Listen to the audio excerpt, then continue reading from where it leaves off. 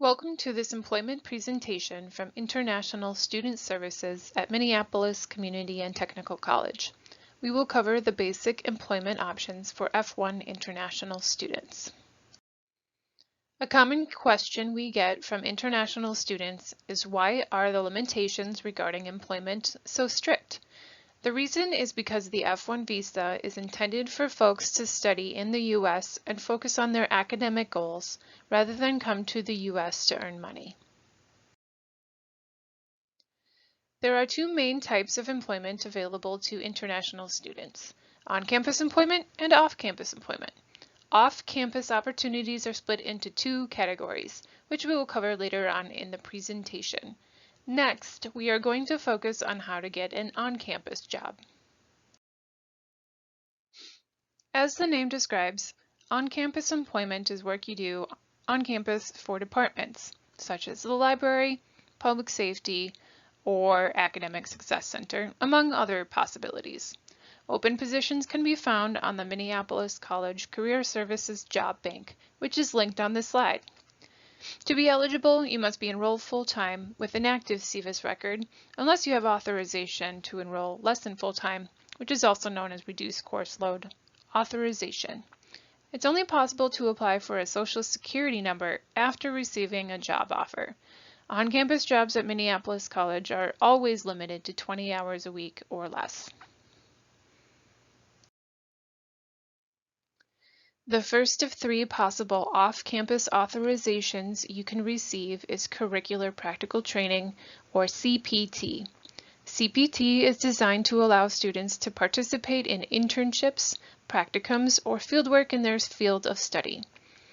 To be eligible, students must be maintaining their visa status, have completed 2 semesters or 1 year of classes, be enrolled in a class that has an internship experience, and have an offer for an internship at the time they apply with International Student Services for CPT authorization.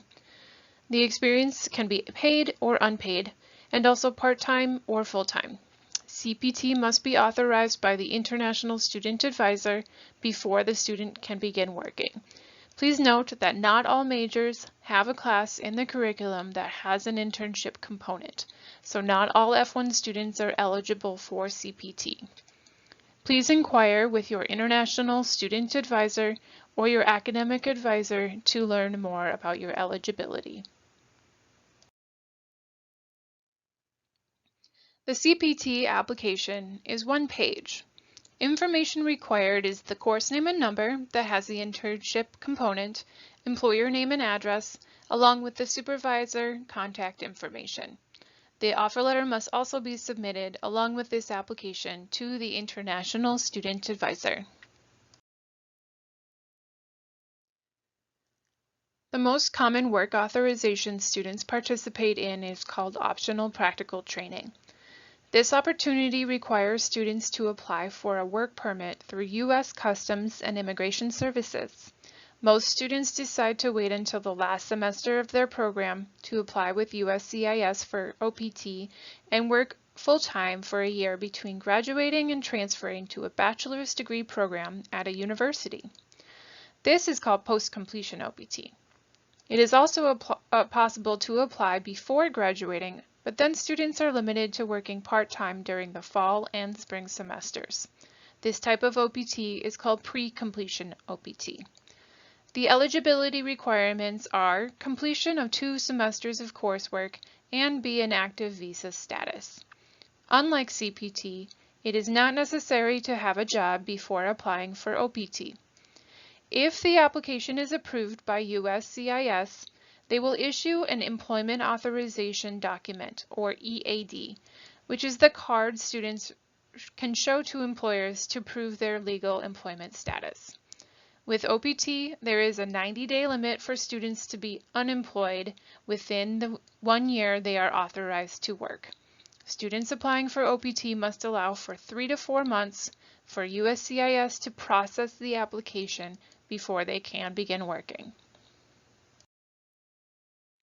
There are many good resources on these websites for OPT.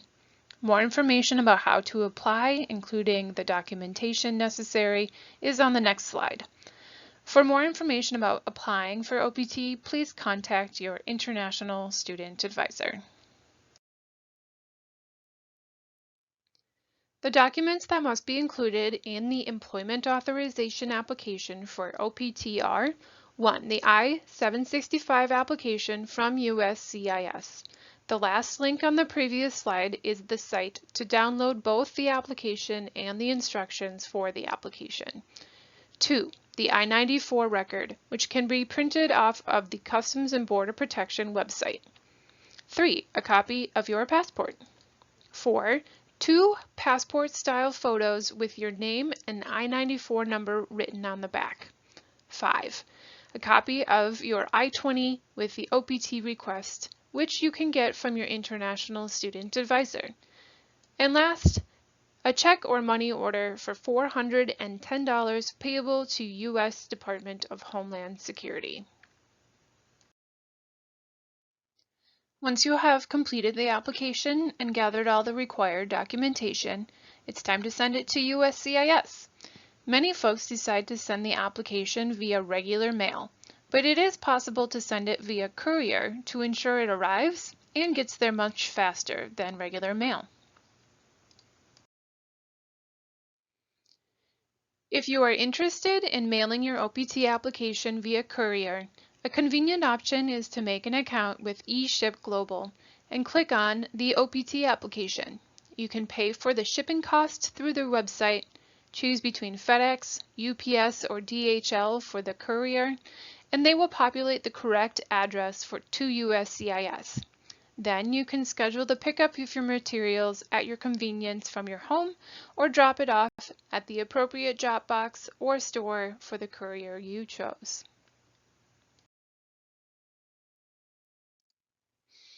The last work authorization we will talk about is economic hardship.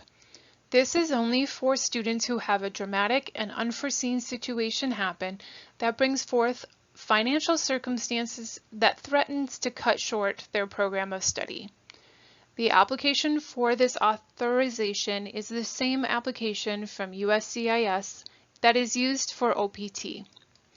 If the authorization is approved by USCIS, the student may work for 1 year at any employer, not just one that's related to their field of study. This application is suggested for those with a severe financial need that arose suddenly and unexpectedly. Please contact your international student advisor to learn more about your eligibility to apply for economic hardship.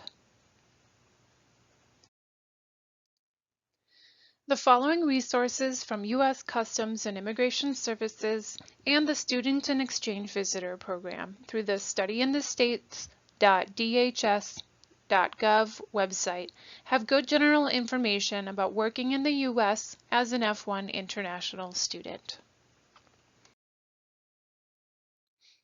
Thank you very much for watching this video. Minneapolis College International Student Services appreciates your interest in learning about your employment options to ensure you are maintaining your visa status as an F-1 student. Please don't hesitate to contact your international student advisor with further questions.